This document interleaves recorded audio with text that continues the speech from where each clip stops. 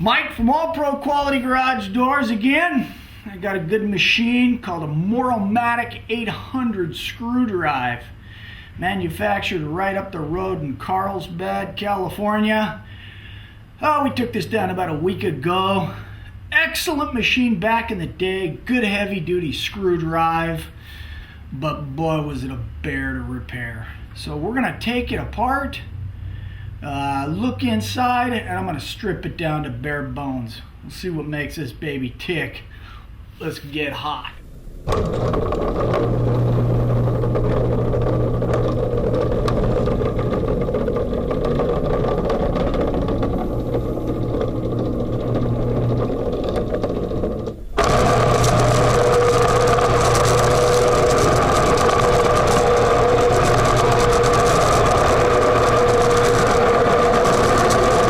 Now, this particular screw drive had a good thick heavy duty screw and rail, same as most screw drives. Plastic trolley, these little teeth right here. There's a set on the underside. On a heavy door, these would pull loose. So what they do is, in the kit, they'd give you, well, actually not in the kit, it came on the rail. They'd give you one of these. So if you had a real rough spot where the door was heavy, you just simply clamp that to the rail, and it pinches the rail tight in those tricky spots where those teeth would pop out. Didn't do too many inner trolleys, but we did a few in the day. Mainly outer trolleys. And pop out of the rail, and once they do that, they get weak. Got to replace them. Can't get those parts anymore. When you're putting it together, one screw, slide the screw in, line it up, kind of like a coupler on a genie. One screw puts the rail together. You got your door pressure right there. Receiver fits into the back of the unit, linear receiver. See if I can get a shot of this. You got your up and your down limit screws. Little gauge right there, tell you where you're at. Cord's been cut on that one, so I guess I took it down, cut the cord. I got to plug it in like that. Boop. That's how we roll at All Pro. Okay, let's get to taking it apart. Now, anybody that's familiar with these Moore-O-Matics knows when you're doing a repair, never take off the back case. That's the screw that holds the bottom case on. There's another screw on the top that holds the top case on. That's where you work from. Everything in this machine, it seems, is either bolted to the rear bulkhead or the front bulkhead. So let's take that puppy off. That's what made them so hard to work on. Is you have to do everything from here or the top, but usually the underside is probably the most convenient. The circuit board, starting capacitor, motor, limit assembly in there. We'll get a close-up in a second. Okay, what you're looking at right there is the limit assembly. Metal screws. You got a little wire tab that makes a contact and a block right here. See if I can zoom in a little bit more without getting blurry.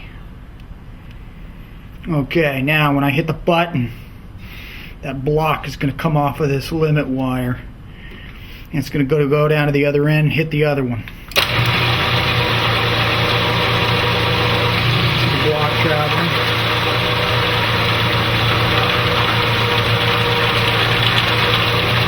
Clicks the other one, shuts it off. Now in this shot here, you can see the pulley that turns the screw, a belt, and then you've got the cog that comes directly off the motor shaft over there. I'm going to run it again.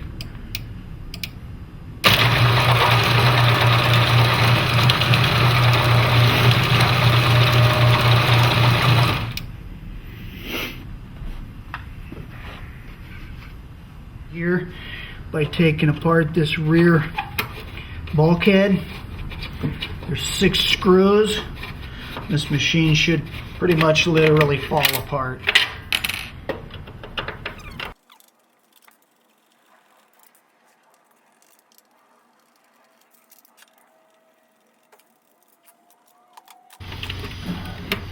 Now, unclip a few wires and we're good to go. Okay, now there's a bracket here. It holds in the starting capacitor.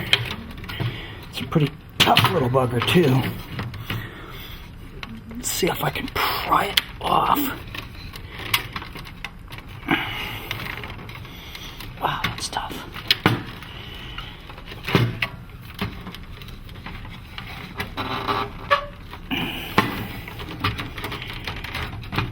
There we go. That's what made these so hard to work on. That's what made these so hard to work on. Gotta change the starting capacitor. You're fighting with this thing. Okay, I'm gonna unplug the starting capacitor.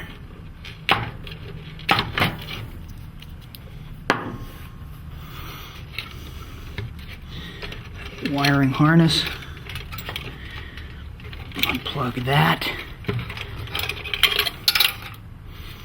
Unplug the circuit board. And we are almost free and clear.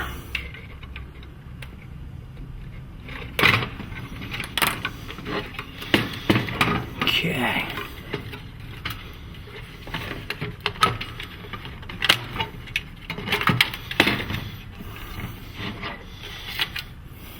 Now, made these Moore-O-Matics tricky is the torque block lever. A little springy thing there. So as you're tightening this sensitivity screw right here, that's putting pressure on that spring.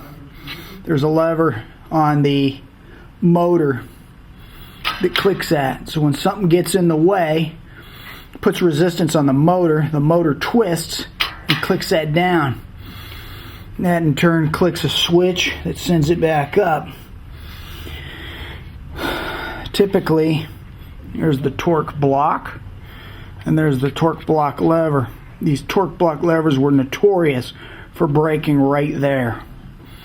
Now you got to try to get in here and swap this piece without taking this rear bulkhead off. You have to do it typically from the top side because that's the way it sits. It was a brutal repair, and I sure don't miss those days. But you can see how this rear bulkhead just houses the starting capacitor, circuit board, the plug goes through there, torque block lever motor sits in there, and a lot of times just over a period of time with all the heat in the case, a lot of these plastic parts would get weak and break.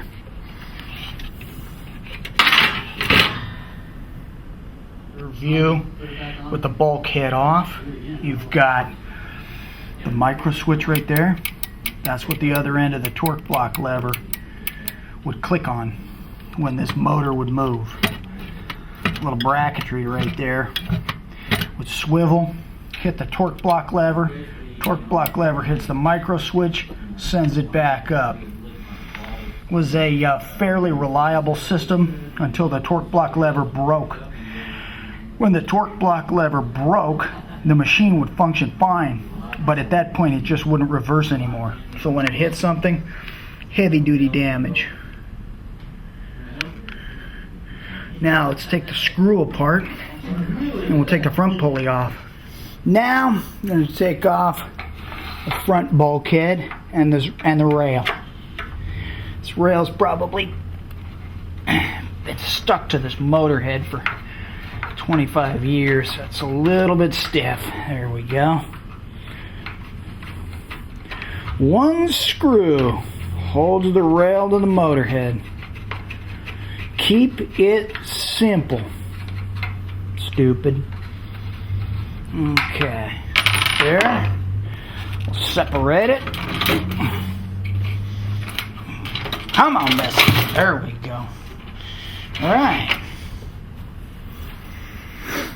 Now, here a bit. Take the front bulkhead off. Same thing.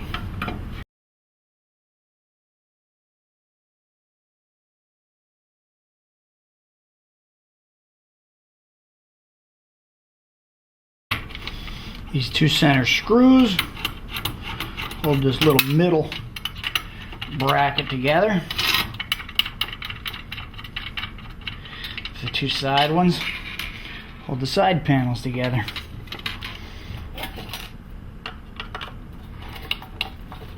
I'm all messy. With the exception of the top panel, everything's apart. I'm going to take this last screw out of here, remove that, set it back down, and you can see the front bulkhead. You've got a slot there for the motor, fits in there, a little cog right there. You can see the bigger pulley right here that the limit assembly fits into. You can see the belt. Actually pretty good shape for a machine that old. Right behind that pulley there you got some bushings that leads into here. See if you can see that spinning around right there.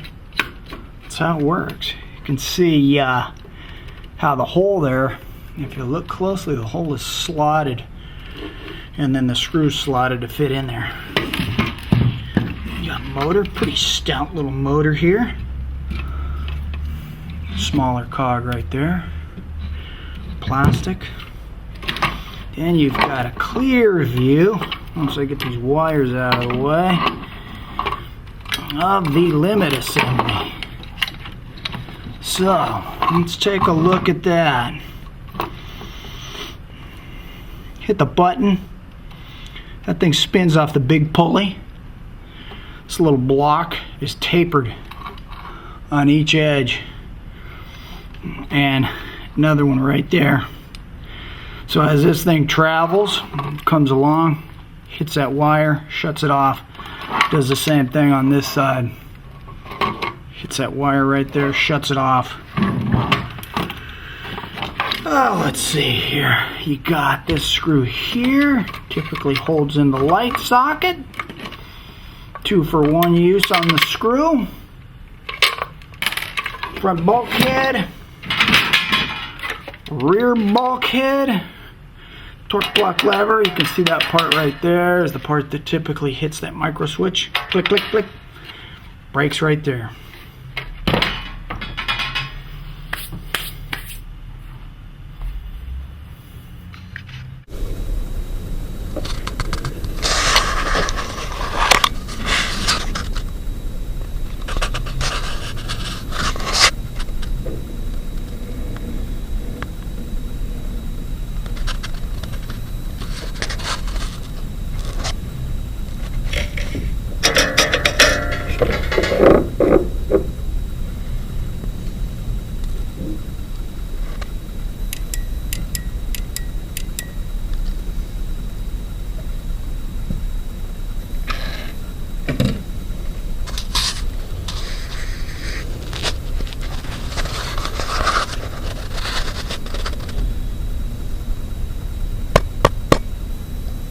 And there you have it. Now you hang up. Hey, no, you hang up. Oh, Pro Garage door. Ooh. Anyway, there's the Moore-O-Matic 800 third horsepower screw drive. Good machine for the day, but brutal to work on. Hope you enjoyed the video. It's time for me to get back to work.